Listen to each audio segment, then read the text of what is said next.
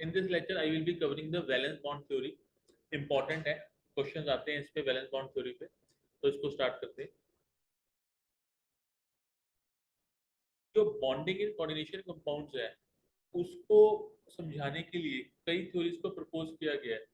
Various theories have been proposed to explain bonding in the coordination compound. तो सबसे पहले तो वर्नर ने अपनी थ्योरी दी थी, that is called the Werner's coordination theory, ये हम ऑलरेडी कर चुके हैं। सेकंड है वैलेंस बॉन्ड थ्योरी, जिसको वीबीडी बोलते हैं। ये वीबीडी केमिकल बॉन्डिंग में भी आती है, ठीक है, तो उसी की तरीके से है, थोड़ा डिफरेंट यहाँ पे कोर्स ऑफ एक्शन है, तो इसको हम करेंगे। थर्ड आती है क्रिस्टल फील्ड थ्योरी, जिसको बोलते हैं CFT, very very important for the competition, और काफी क्वेश्चन आते हैं कॉम्पिटिशन में इसके। फिर आती है लीगेंड फील्ड थ्योरी, एलएफटी। इसकी सिर्फ एक इंट्रोडक्शन करेंगे, ठीक है, बहुत ज़्यादा डिटेल में नहीं जाएंगे, और आपके सिलेबस में है नहीं, क्वेश्चन आते भी नहीं।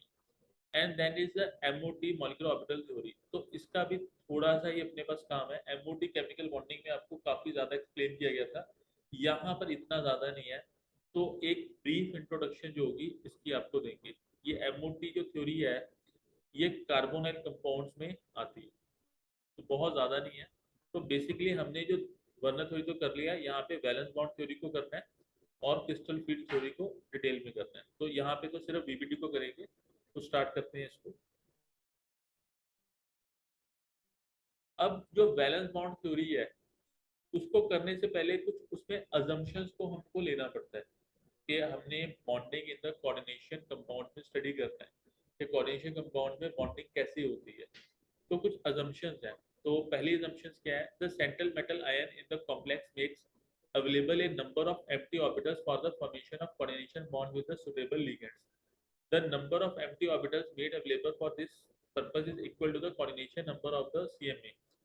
If the coordination number is 6, 6 empty orbitals are made available. And if the coordination number is 4, 4 empty orbitals are made available in the central metal ion. अब मतलब क्या है इस चीज का कि जैसे सेंट्रल मेटल आयन है, मैं बात करता हूँ Fe की बात करता हूँ, Fe26।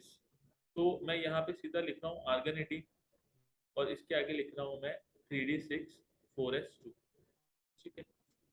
तो यहाँ पे मैं इसको ड्रॉ भी कर लेता हूँ, 1 2, ये होगी आपकी 3d6 और दिस इज 4s2। इस 4s2 के आगे भी अवेलेबिलिटी होगी, 4p अवेलेबल होगा, ठीक है, और 4d भी अवेलेबल, ठीक है, ये अवेलेबल होगा, ओके। अब Fe ने बॉन्डिंग करनी है, ठीक है। सपोज कर लो जो Fe है वो CO के साथ बॉन्डिंग कर रहा है, ठीक है। CO stand for not cobalt नहीं है, ये कार्बन मोनोऑक्साइड है। तो जब भी Fe को CO के साथ में हीट करते हैं तो ये एक टेट्रावैलेंट कंपाउंड को बनाता है, दैट इज द FeCO5, ठीक है। अब ये क्यों कैसे बनता है उस चक्कर में नहीं जाना, पर जब ये कार्बन मोनोऑक्साइड की हीट करेंगे तो ये FeCO5 को बनाएगा, यानी कि CO के साथ में 5 CO के साथ में ये बॉन्ड बना रहा है, और ऑब्वियसली कोऑर्डिनेट बॉन्ड ही बनाता है, ठीक है। तो यानी कि जो CO है वो एक लिगेंड का काम कर रहा है और इलेक्ट्रॉन पेयर को डोनेट कर रहा है, इसको Fe को। अगर CO Fe को इलेक्ट्रॉन पेयर डोनेट कर रहा है, it is acting as a ligand, तो एम्प्टी ऑर्बिटल भी तो होनी चाहिए Fe की, ठीक है। तो यानी कि 5 लिगेंड अगर Fe के साथ कंबाइन कर रही हैं तो 5 एम्प्टी ऑर्बिटल भी इसके पास होनी चाहिए, तभी ये बॉन्डिंग हो पाएगी, अदरवाइज बॉन्डिंग नहीं हो पाएगी, ठीक है। तो सपोज कर लो ये अगर इसके साथ में बॉन्डिंग कर रहे हैं तो 5 ऑर्बिटल जो है वो अवेलेबल। अब 5 ऑर्बिटल कौन सी हो सकती हैं, 3p और 2d ले लेते हैं, ये 5 ऑर्बिटल जो है वो अवेलेबल हो सकती है, ठीक है, तभी ये बॉन्डिंग कर पाएगा, ठीक है। तो यानी कि कोऑर्डिनेशन नंबर जितना भी होगा, वो 4 भी हो सकता है, वो 6 भी हो सकता है, 5 भी हो सकता है, 2 भी हो सकता है, उतनी एम्प्टी ऑर्बिटल क्या होनी चाहिए, अवेलेबल होनी चाहिए, ठीक है। तो यानी अगर 4 मतलब जो p ऑर्बिटल को यूज किया और 2d ऑर्बिटल को यूज किया, तो 5 ऑर्बिटल्स को इसने यूज कर लिया जो एम्प्टी ऑर्बिटल्स हैं, ठीक है, तभी इसकी बॉन्डिंग हो पाएगी, ठीक है। अगर ये 4p और 2d को यूज करता है तो यहाँ पर हाइब्रिडेशन क्या आ जाएगी, it would B P3 hybridisation आपने सुनी है कभी आज तक? नहीं। ठीक है, तो ये सही नहीं है। अभी वो सही क्या होगा वो बाद में समझाऊंगा। पर यहाँ पे ये है कि जितनी अवेलेबिलिटी ऑफ ऑर्बिटल्स है, जितना कोऑर्डिनेशन नंबर है, उतनी ऑर्बिटल इसके पास में अवेलेबल होनी चाहिए, और वो होती है। क्यों होती है? क्योंकि इसके पास डी ऑर्बिटल्स खाली हैं, इसके पास पी ऑर्बिटल्स खाली हैं। अगर ये इलेक्ट्रॉन को लूज करेगा तो एस और डी भी खाली हो सकती है। तो इसके पास प्लेंटी ऑफ ऑर्बिटल्स खाली होती है सीएमए के पास। ये कहानी समझ में आती है इतनी? ठीक है, अब आगे चलते हैं। फिर आगे क्या है? The appropriate atomic orbitals s, p and d of the metal hybridized to give a set of equivalent orbitals of definite geometry such as the square planar, tetrahedral, octahedral, so on. अब आपने +1 में एक topic किया होगा, एक process किया होगा जिसका नाम है हाइब्रिडाइजेशन। Very very important. ये किया आपने? ठीक है, आपने किया हुआ हाइब्रिडाइजेशन, कभी नाम सुना है इस चीज का? ठीक है, हाइब्रिडेशन में होता क्या है? It is a mixing of orbitals having the nearly equal energy to give rise to a new set of orbitals called the hybrid orbitals. उनकी इक्वल एनर्जी होती है और इक्वल शेप होती है, उस प्रोसेस को बोलते हैं हाइब्रिडेशन। तो atomic orbitals S, P and D metal उन्होंने आपस में हाइब्रिडाइज किया, आपस में मिक्स किया और एक न्यू सेट ऑफ ऑर्बिटल्स को जनरेट किया, उनको बोलते हैं हाइब्रिड ऑर्बिटल्स। ठीक है, and this process is called the hybridization. तो अब जब हाइब्रिडेशन होती है तो मेन हाइब्रिडेशन क्या होती है? अगर कोऑर्डिनेशन नंबर 4 है तो हाइब्रिडेशन क्या होगी? sp3। ज्योमेट्री उसकी क्या निकल के आएगी? टेट्राहेड्रल। दूसरा केस क्या? कोऑर्डिनेशन नंबर 4 ही है पर हाइब्रिडेशन क्या है? dsp2। उस टाइम क्या होगा? Square planar. 5 है तो इट इज sp3d। तो वहां पर क्या होगा? Trigonal bipyramidal. एक और भी हो सकती है, it can be dsp3 also. ये dsp3 भी हो सकती है। आपको अगर सर ये sp3d या dsp3 में फर्क है वो क्या है वो बाद में समझाऊंगा, लिख लो यहाँ पर। This is the dsp3। ठीक है, इट कैन बी sp3d और इट कैन बी dsp3। ठीक है, फिर 6 अगर कोऑर्डिनेशन नंबर है तो इट इज द sp3d2 और d2sp3। दोनों केसेस में क्या होगा? It will be the octahedral, और इसके साथ ही लिख लो स्क्वायर बाय पिरामिडल। दोनों नाम चलते हैं।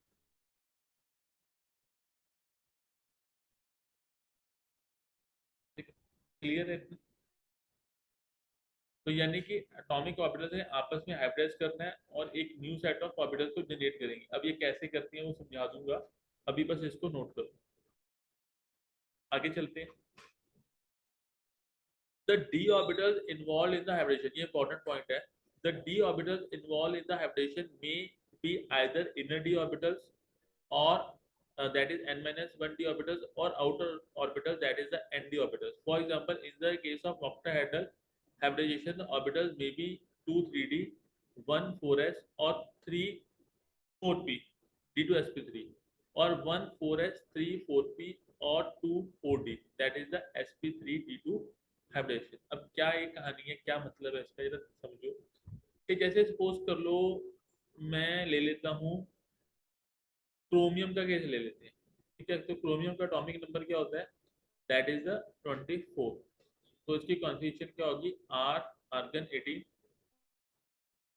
3d 5, 4s 1। This is the configuration. तो 3d5 मतलब 5 इलेक्ट्रॉन यहाँ पर 3d5 में, और एक इलेक्ट्रॉन किसमें होगा आपका? That will be in the 4s1। अब इसके आगे इसको यहाँ थोड़ा ऐसे लिख लेते हैं। This is the 3d5 4s1। अब जरा समझिए, इसके आगे 4p भी होगी और इसके आगे 4d भी होगी। ठीक है? अब जरा ध्यान से समझो। ये सपोज कर लो जो हाइब्रिडाइजेशन हो रही है, मिक्सिंग ऑफ ऑर्बिटल है। इधर देखिए प्लीज, इधर देखिए। जो मिक्सिंग ऑफ ऑर्बिटल्स है वो क्या हो रही है आपकी? 2d की हो रही है। ठीक है, जो 3D इन्वॉल्व है, एक S है और 3 P है, जो ये ब्लू लाइन में शो कर रहा हूँ। यहाँ पर 2 3D की हुई, एक 4S की और 3P की। तो ये क्या हो गया, D2sp3। अब ये जो D यूज हो रही है, ये 3D की ऑर्बिटल यूज हो रही है, ठीक है। These are using the 3D orbitals, यानी कि n-1d ऑर्बिटल्स यूज हो रही है, ठीक है। तो जब n-1d यूज होती है, उनको बोलते हैं इनर d ऑर्बिटल्स, ठीक है। This is called the inner d orbitals, अंदर वाली d ऑर्बिटल्स। और ऐसे कॉम्प्लेक्स को हम बोलते हैं इनर ऑर्बिटल कॉम्प्लेक्स। एक दूसरा केस भी हो सकता है। अब वो केस क्या हो सकता है, वो मैं ये हरे कलर में शो कर रहा हूँ कि एस इन्वॉल्व हो सकता है, 3 P इन्वॉल्व हो सकती हैं और 2 D की इन्वॉल्व हो सकती हैं, जो ये हरे कलर में शो किया गया है। तो S, P एंड D, तो ये क्या हो गया, sp3d2। अब ये जो D यहाँ पर इन्वॉल्व हो रही है, वो 4D की यूज हो रही है, ठीक है। तो आउटर वाली, ये 4D क्या है, आउटर वाली, बाहर वाली है। तो इसको हम बोलते हैं आउटर डी ऑर्बिटल, या ऐसे कॉम्प्लेक्स को बोलते हैं आउटर जो है ऑर्बिटल कॉम्प्लेक्स, ठीक है। ये बात समझ में आती, ठीक है। अब यहाँ पे इस डायग्राम में इसको थोड़ा समराइज सा किया हुआ है कि जो मेटल है, देखिए, metal can use n-1d ns-np orbitals, ठीक है। और यहाँ पर ns-np-nd ऑर्बिटल्स को भी ये यूज कर सकते हैं, ठीक है। इस प्रोसेस को बोलेंगे हाइब्रिडेशन। अगर इनर ऑर्बिटल कॉम्प्लेक्स कब बनेगा, जब इनर n-1d ऑर्बिटल्स को यूज करेगा, ठीक है। और आउटर कब करेगा, जब एनडी ऑर्बिटल्स को, आउटर एनडी ऑर्बिटल्स को यूज करेगा, यानी कि यहाँ पर 3D यूज हो रही है और यहाँ पे 4D यूज हो रही है, ठीक है। ऐसे कॉम्प्लेक्स को बोलते हैं लो स्पिन कॉम्प्लेक्स, ठीक है। वो क्यों बोलते हैं वो बाद में समझाऊंगा, but it is called the low spin complex, और इसको बोलते हैं हाई स्पिन कॉम्प्लेक्स। ओके, आगे चलते हैं। Each ligand has one orbital of the donor atom containing a lone pair of electron। देखो ligand के पास में, डोनर एटम के पास में तो लोन पेयर होना चाहिए, तभी वो लिगेंड है, ठीक है। द एम्प्टी और hybrid orbitals of metal ion overlap with the field orbitals of the ligand to form metal ligand coordinate covalent bond. अब क्या चीज है, मेटल के पास में खाली डी ऑर्बिटल्स है, metal with the vacant D orbital, और लिगेंड के पास में लोन पेयर ऑफ इलेक्ट्रॉन है। तो इसने क्या करना है, इसको इलेक्ट्रॉन पेयर डोनेट कर देना है। तो जब डोनेट करेगा तो लीगेंड मेटल कोऑर्डिनेट बॉन्ड आपका बन गया। ये तो बहुत पहले शुरू में आपको समझा दिया था कि ये कैसे बनता है।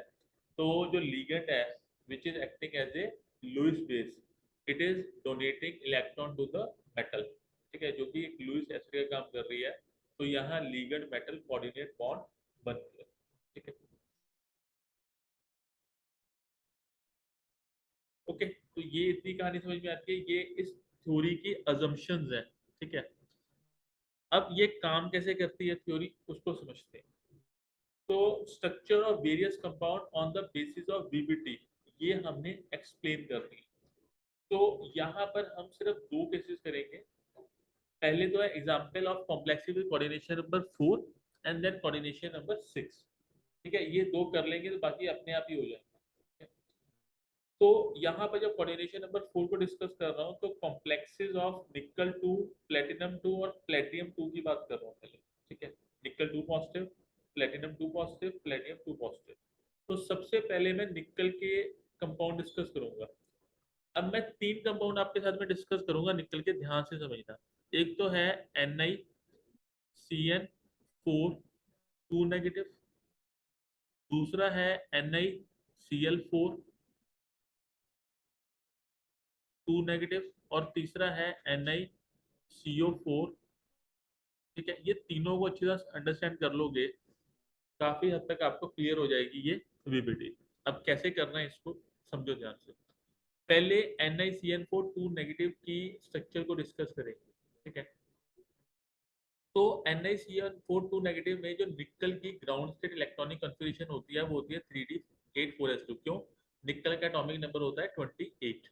तो ये निकल का लिख लिया, निकल एटम। तो यहाँ पे आर्गन को मैं लिख नहीं रहा हूँ, ठीक है, सीधा 3d4s4p को लिख रहे हैं। तो 4s में 2 इलेक्ट्रॉन आ गए और 3D में कितने इलेक्ट्रॉन आएंगे? 8 इलेक्ट्रॉन, 1 2 3 4 5 6 7 8। ये बात समझ में आती है? अब निकल में, निकल का ऑक्सीडेशन नंबर क्या होता है? इसको एक्सपोज कर लिया, this is X, X -1 into 4 is equal to -2। तो एक्स की वैल्यू क्या आ गया? That is the +2। तो निकल का ऑक्सीडेशन नंबर क्या आ गया? That is the +2। 2 is the oxidation number of nickel. ठीक है, यानी कि यहाँ से 2 इलेक्ट्रॉन रिमूव होंगे। अगर मैं Na2 पॉजिटिव की लिखता हूँ तो 2 electron has to be remove. तो यहाँ से 2 इलेक्ट्रॉन कौन से रिमूव हो गए?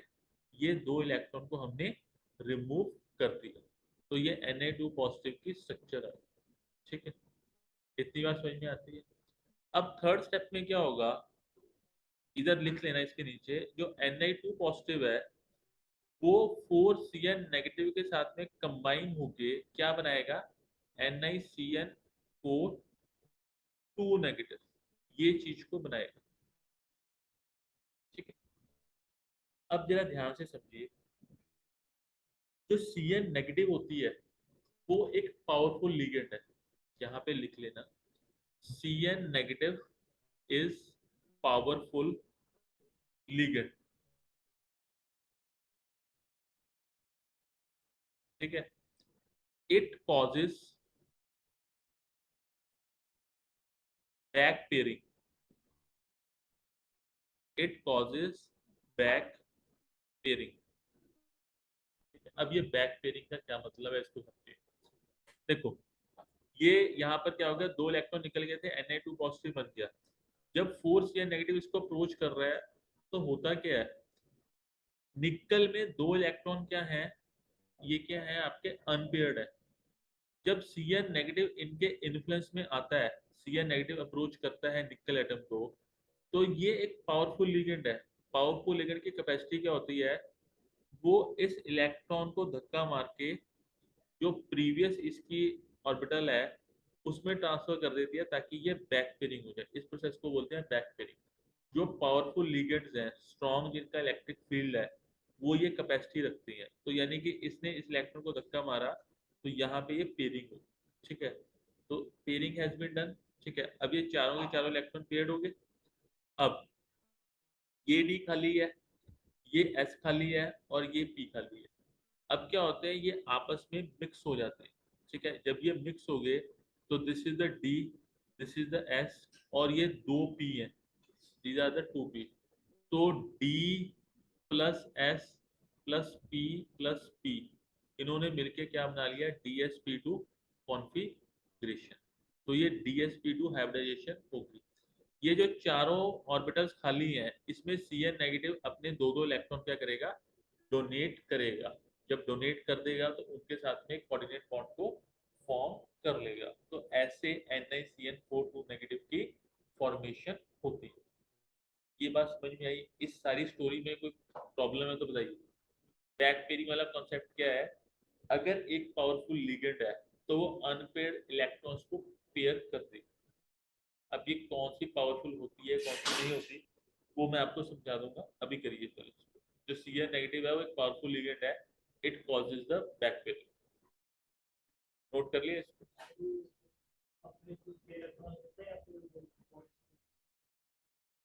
इलेक्ट्रॉन तो अपने को लिए ही नहीं इसने। Ni के पास में 28 इलेक्ट्रॉन थे, जब Na2 पॉजिटिव बना तो 2 इलेक्ट्रॉन लूज हो गए। अब यहाँ पे 26 इलेक्ट्रॉन रह गए, तो यहाँ पे 6 इलेक्ट्रॉन्स हैं, नहीं 6 सॉरी 8 इलेक्ट्रॉन्स हैं। ठीक है, इसमें क्या होगी, बैक पेयरिंग होगी। ये वाला अनपेयर्ड था, यहाँ पे जाके इसने पेयर बना लिया। ठीक है, उसके बाद में ये डी खाली, ये एस खाली, 2 पी, इन्होंने आपस में कर लिया, हाइब्रिडाइज कर लिया, मिक्स करके DsP2 हाइब्रिडाइजेशन कर ली। उन चारों खाली ऑर्बिटल्स में Cn negative Cn negative Cn negative क्या आ गया, आ गया। तो कोऑर्डिनेट कंपाउंड फॉर्म हो गया। ठीक है, अब इस कंपाउंड की कुछ खासियत है जो आपने स्टडी करनी है। ठीक है, अब वो खासियत क्या है उसको देख लीजिए। पहला, इसकी स्ट्रक्चर क्या होगी, हाइब्रिडेशन अगर इसकी DsP2 है तो इसकी स्ट्रक्चर क्या होगी, it will be A square planar complex. अगर DsP2 है तो स्केयर प्लेनर होगा। मैग्नेटिक स्ट्रक्चर नहीं है, काट के इसको प्रॉपर्टी कर लेना, मैग्नेटिक प्रॉपर्टी। अब पीछे इस कंपाउंड को देखते हैं।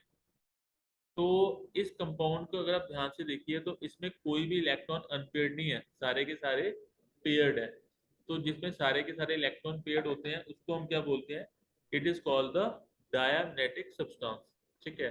और थर्ड इसकी नेचर क्या है, it is the inner orbital complex. Inner orbital का मतलब क्या है कि भाई ये 3D को यूज कर रहा है, ये 4D को यूज नहीं कर रहा, it is using the 3D orbital in the hybridization. जब हाइब्रिडेशन कर रहा है तो ये 3D ऑर्बिटल को यूज कर रहा है। ठीक है।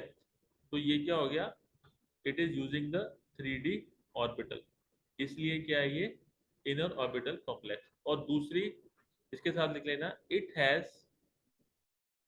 Is a low spin complex. अब ये लो स्पिन कॉम्प्लेक्स क्यों है इसका भी समझ लो। क्या इसमें कोई अनपेयर्ड इलेक्ट्रॉन है? स्पिन कब आती है कि अगर कोई अनपेयरिंग हो। ठीक है, इसमें कोई अनपेयरिंग तो है ही नहीं, तो it is a low spin complex. Generally जो पावरफुल लिगेंड्स होती हैं वो लो स्पिन कॉम्प्लेक्स को बनाती हैं क्योंकि वो पेयरिंग कर देती है। ये बात समझ में आती है आपको? चलो आगे चलते हैं। अब हम लेते हैं NaCl4 नेगेटिव को। सेम कहानी यहाँ पर रिपीट होगी। पहले मैंने Na एटम की कॉन्फ़िगरेशन को लिख लिया, तो that is this is 3D8 4s2। ठीक है, 4 पे खाली। फिर निकल 2 पॉजिटिव निकली तो 2 इलेक्ट्रॉन यहाँ से निकल गए। अब ये Cl नेगेटिव जो है, Ni2 पॉजिटिव 4Cl नेगेटिव के साथ कंबाइन करके बनाता है NiCl4 2 नेगेटिव। अब यहाँ पर प्रॉब्लम क्या है? प्रॉब्लम ये है कि जो Cl नेगेटिव है, Cl negative is a week ligand. ये एक वीक लिगेंड है। ठीक है। It can not do back pairing. ये बैक पेयरिंग नहीं कर सकती, कमजोर है, धक्का नहीं मार सकती इलेक्ट्रॉन्स को। ठीक है। तो Cl नेगेटिव ने बैक पेयरिंग नहीं करनी। जब यहाँ पर Cl नेगेटिव पिक्चर में आएगी तो ये इलेक्ट्रॉन्स को पुश नहीं कर सकती। ठीक है। तो ये दोनों इलेक्ट्रॉन्स एज सच ही बैठे रहेंगे, इनकी बैक पेयरिंग नहीं होने वाली। ठीक है। अब ये 4 Cl नेगेटिव तो कंबाइन हो ही रही है, तो 4 ऑर्बिटल तो खाली चाहिए। तो हाइब्रिडेशन क्या होगी, इसका S जो खाली पड़ा हुआ है, ये P, ये P और ये P। ठीक है। तो S plus P plus P plus P, तो ये क्या हो गया sp3। तो ये 4 ऑर्बिटल्स ने आपस में कंबाइन कर लिया, एक s और 3 p ने, तो sp3 को फॉर्म कर लिया। ठीक है। और Cl नेगेटिव ने अपने दोनों इलेक्ट्रॉन जो हैं इन चारों ऑर्बिटल्स में इंसर्ट कर दिए और NaCl4 नेगेटिव यहाँ पर प्रिपेयर हो गया। ठीक है। अब इसकी खासियत क्या है, इसको अंडरस्टैंड कर लेते हैं। तो इसकी खासियत क्या क्या है, क्या क्या इसकी प्रॉपर्टीज हैं। पहली बात तो अगर sp3 इसकी हाइब्रिडाइजेशन है तो स्ट्रक्चर क्या होगी, it would be the tetrahedral. दूसरा magnetic properties, not structure, magnetic properties. तो भाई इसके पास में कितने अनपेयर्ड इलेक्ट्रॉन है, 2 अनपेयर्ड इलेक्ट्रॉन है, तो ये पैरामैग्नेटिक in नेचर होगा। और मुझे पढ़ना बताएगा कि इसकी मैग्नेटिक मूवमेंट जो होगी उसका फार्मूला क्या है, म्यू इजिकल टू वॉट। अगर अनपेयर्ड इलेक्ट्रॉन 2 है तो उसकी मैग्नेटिक मूवमेंट वैल्यू क्या होगी? हाँ बताइए, what is the formula? Very good, units PM over magnetic. ठीक है। तो ये क्या हो गया, 2 × 2 + 2। तो ये आपका 2 × 4 is equal to √8 over magnetic. ठीक है। ओके, तो ये इसकी नेटिंग मोमेंट वैल्यू आ गई। फिर इसकी नेचर क्या है, ये neither inner nor outer orbital complex. क्यों? क्योंकि ना तो ये 3D को यूज कर रहा है ना ही ये 4D को यूज कर रहा है, ये यूज किसको कर रहा है, S और P को यूज कर रहा है। तो इसकी नेचर क्या है, neither inner nor outer orbital complex. ठीक है, इतना क्लियर है। अब ये आगे चलते हैं। तो ये 2 कंपाउंड्स कर लिए। अब आते हैं तीसरे, दिस इज NaCO4। तो यहाँ पर क्या इश्यू आपके लिए आएगा, यहाँ पर इसको एक्सपोज कर दिया। ठीक है। अब ये तो न्यूट्रल ही होता है, तो x प्लस 0 × 4 = 0। तो x = 0, यानी कि ऑक्सीडेशन नंबर ऑफ निकल क्या आ गया, दैट इज 0। कोई इलेक्ट्रॉन लूज नहीं हो रहा। तो निकल एटम क्या हो गया, दिस इज 3D8 4s2। तो no electron has been lost. तो निकल 0 क्या होगा, वो SH ही होगा। अब यहाँ पर एक पर दिक्कत आएगी, वो क्या होगा, जब निकल को हम 4 CO के साथ कंबाइन करेंगे, जो CO होती है it is a very powerful ligand, carbon monoxide. तो जब ये NiCO4 बनाएगी तो क्या करेगी, it will cause the back pairing. तो बैक पेयरिंग कैसे कॉज करेगी, 2 इलेक्ट्रॉन यहाँ पर है, 2 इलेक्ट्रॉन ये है। अब ये इतनी पावरफुल लिगेंड है, CO जब इसकी विसिनिटी में आएगी तो इस इलेक्ट्रॉन को धक्का मारेगी यहाँ पर, ठीक है, इसकी पेयरिंग कर दी, और ये दोनों इलेक्ट्रॉन को उठा के इस 3D में ट्रांसफर कर देगी, ठीक है। तो यानी कि S खाली हो गया, ठीक है, और ये D जो है पूरी की पूरी क्या होगी, फिल्ड होगी, ठीक है। ये बात समझ में आई आपको, ये इलेक्ट्रॉन को यहाँ पे ट्रांसफर कर दिया, ये खाली होगी, दोनों को दोनों इलेक्ट्रॉन को 3D में शिफ्ट कर दिया, ठीक है। अब यहाँ पर S खाली और 3P खाली, तो S P P इन तीनों की कॉम्बिनेशन से क्या बना, इन तीनों की कॉम्बिनेशन से बना sp3। तो sp3 कॉम्प्लेक्स आपका तैयार हो गया, ठीक है, ओके। अब इसकी खासियत क्या है, पहली बात तो sp3 इसकी हाइब्रिडाइजेशन है, तो it is the tetrahedral structure, इसकी स्ट्रक्चर क्या है, टेट्राहेड्रल। दूसरा, ये डायमैग्नेटिक की नेचर है, NaCl4 नेगेटिव पैरामैग्नेटिक था, but it is a diamagnetic, ठीक है। तो इसमें कोई नेगेटिव मूवमेंट नहीं है। इसकी नेचर क्या है, neither inner nor outer orbital complex, ना तो ये इनर है ना ही ये आउटर। इतनी बात समझ में आती है, ठीक है। चलो आगे चलते हैं। इन तीनों पे न्यूमरस क्वेश्चन आए हुए हैं, NiCl4 पे, NiCN4 पे, NiCO4 पे। नीट में, जेई मेंस में, जेई एडवांस में, CBSE में ऐसा कोई पेपर नहीं जिसमें इन तीनों पे क्वेश्चन आए हो। आगे चलते हैं, फिर हम बात करते हैं coordination complexes with coordination number 6। तो बात करते हैं CO NH3 6 3 पॉजिटिव। अब जो कोबाल्ट एटम होता है Z = 27 है, तो इसकी इलेक्ट्रॉनिक कॉन्फ़िगरेशन है 3d7 4s2।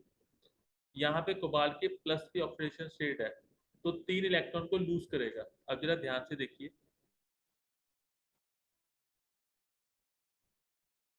ये कोबाल्ट एटम है, that is the 3d7 4s2, ठीक है। अब कोबाल्ट 3 में 3 इलेक्ट्रॉन को लूज किया, तो 2 इलेक्ट्रॉन तो ये लूज कर दिए। अब तीसरा यहाँ से नहीं होगा, जो अन जिसमें पेयरिंग हुई थी वो इलेक्ट्रॉन लूज होगा, तो ये बन गया आपका this is the 3d6 4s0। अब ये कंबाइन किसके साथ में हो रहा है, अमोनिया के साथ में।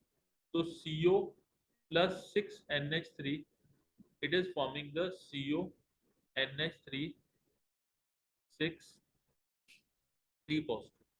अब जो अमोनिया होती है it is not a very powerful ligand. कई केसेस में बैक पेयरिंग करती है, कई केसेस में नहीं करती है, ठीक है। अब किस केस में करती है किस में नहीं करती वो बाद में डिस्कस करूंगा, पर इस केस में ये बैक पेयरिंग करती है। तो जब ये बैक पेयरिंग करेगी तो होगा क्या, ये वाला इलेक्ट्रॉन यहाँ पे गया, ठीक है, या इसको ऐसे मान सकते हैं कि this electron it goes here, this electron goes here. तो यानी कि ये तीनों ऑर्बिटल्स क्या होगी, वो पेयर्ड होगी, ठीक है। तो ये तीन 3D ऑर्बिटल्स क्या होगी, पेयर। अब 2 ऑर्बिटल्स ये बची, तीसरा चौथा पांचवा छठा। तो ये D this is S, this is P, this is P, this is P, ये 6 ऑर्बिटल्स हमें चाहिए। क्यों चाहिए, क्योंकि यहाँ पे 6NH3 है, 6 अमोनिया मॉलिक्यूल्स के साथ में लिगेंड कंबाइन कर रहे हैं। तो ये क्या बन गया, D2sp3। तो D2sp3 इज द हाइब्रिडाइजेशन, ठीक है। 6 pair of electrons from 6 ammonia molecule. तो ये इलेक्ट्रॉन पेयर को डोनेट कर रहे हैं। अब इसकी प्रॉपर्टीज क्या होंगी, इसकी प्रॉपर्टीज देख लेते हैं। पहली बात तो क्योंकि स्ट्रक्चर ऑक्टाहेड्रल, क्यों ऑक्टाहेड्रल है, क्योंकि D2sp3 is the configuration hybridization. Negative properties क्या होगी, ये डायमैग्नेटिक in नेचर होगा, सारे इलेक्ट्रॉन्स पेयर्ड है। और बाकी it is the inner orbital complex. Inner orbital complex क्यों है, क्योंकि 3D ऑर्बिटल्स को ये यूज कर रहे हैं। दूसरा, ठीक है, it has the it is a low spin complex, ये लो स्पिन कॉम्प्लेक्स है। क्यों लो स्पिन कॉम्प्लेक्स है, क्योंकि इसमें कोई अनपेयर्ड इलेक्ट्रॉन है ही नहीं, ठीक है, इसको नोट कर लो।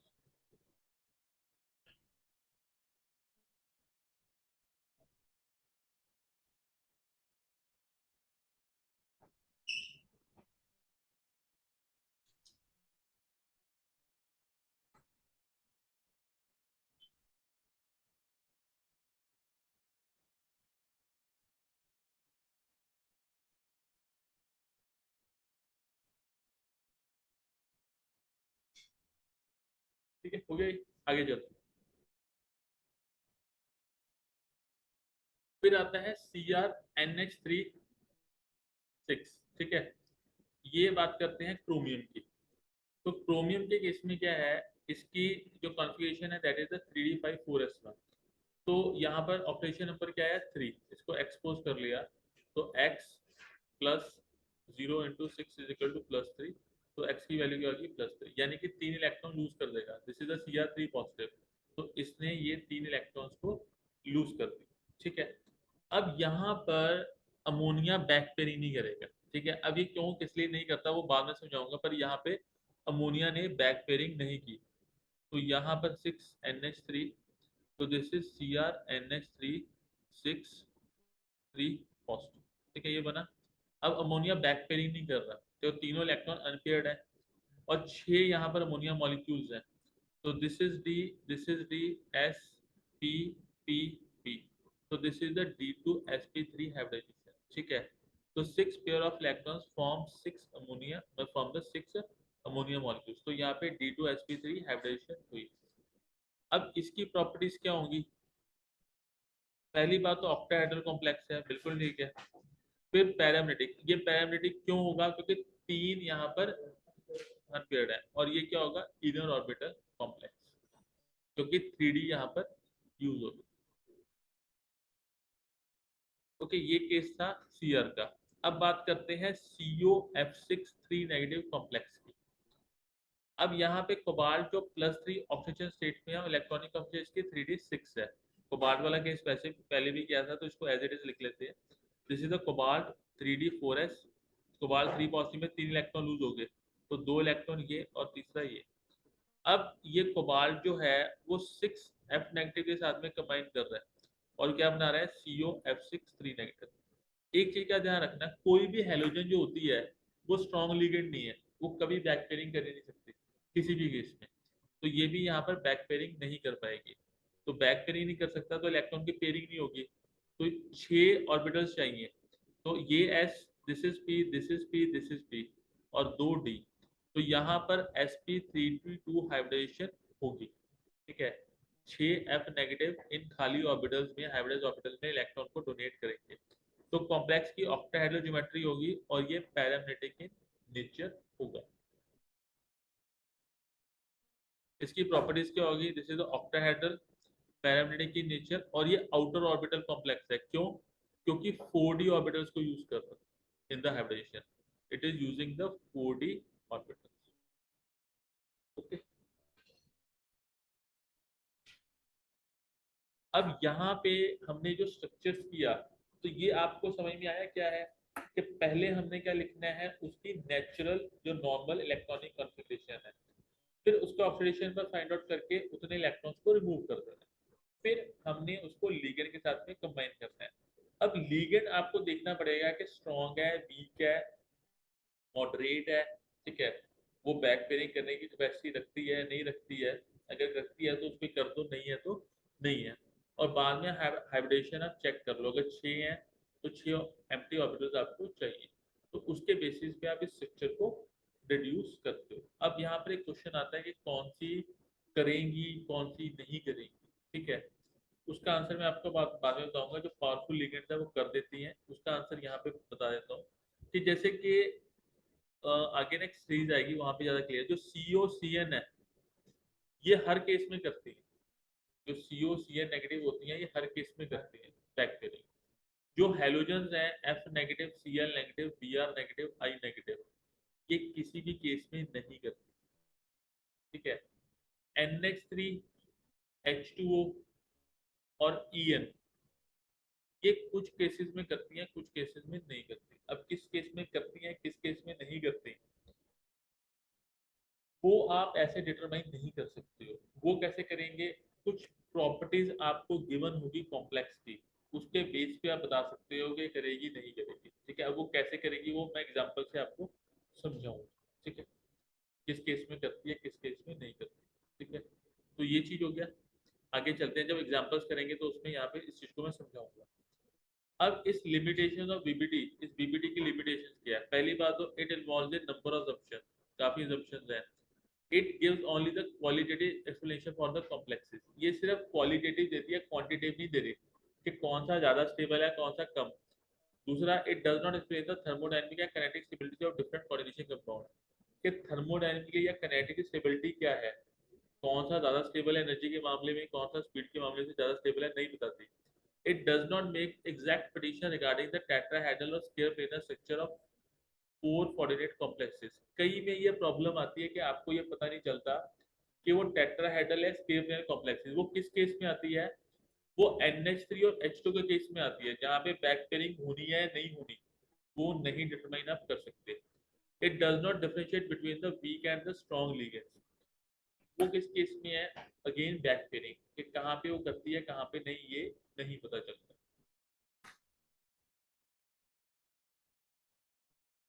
ओके अब एक आता है exceptional case of CuNH3 positive. ये एनसीईआरटी में तो दिया नहीं, पर कंपटीशन में कई बार इसका क्वेश्चन आया है और इसकी दो एक्सप्लेनेशन है। ठीक है, वो दोनों ही मैं आपको बता देता हूँ और उनमें मोर एक्यूरेट कौन सी है वो भी मैं आपको बता दूंगा। तो जो CuNH3 पॉजिटिव है, इसकी ऑक्सीडेशन स्टेट क्या है कॉपर की, दैट इज द +2। ठीक है, तो इसकी क्या है, it has the 3D9 configuration.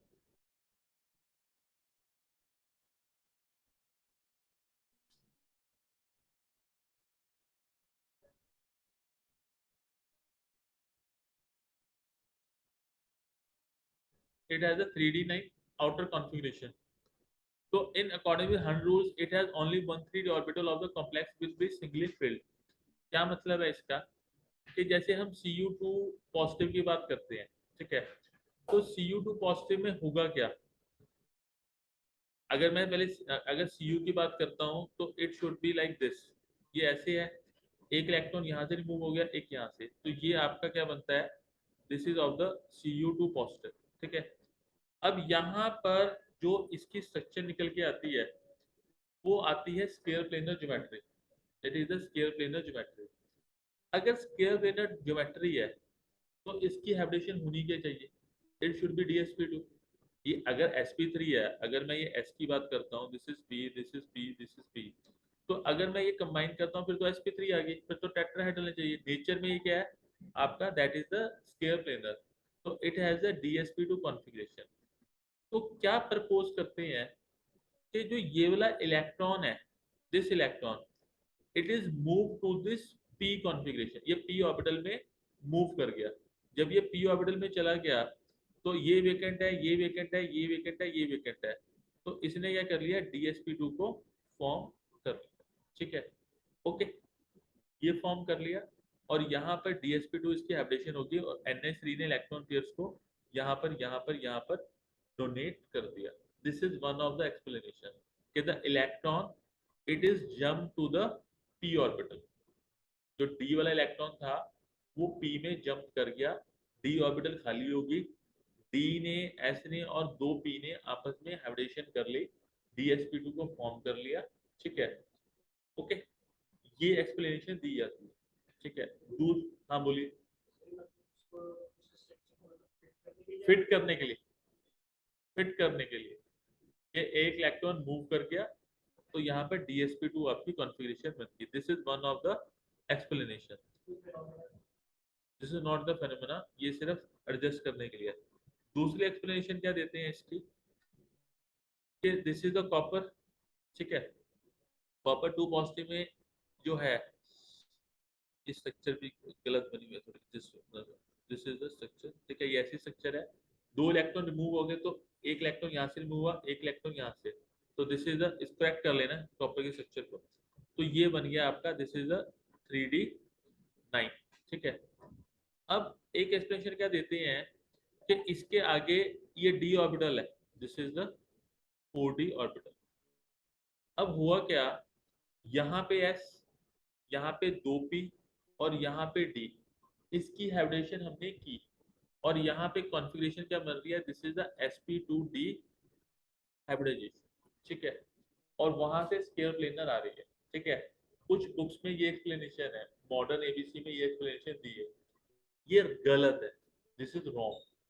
ठीक है, क्यों गलत है, उसका एक रीजन है।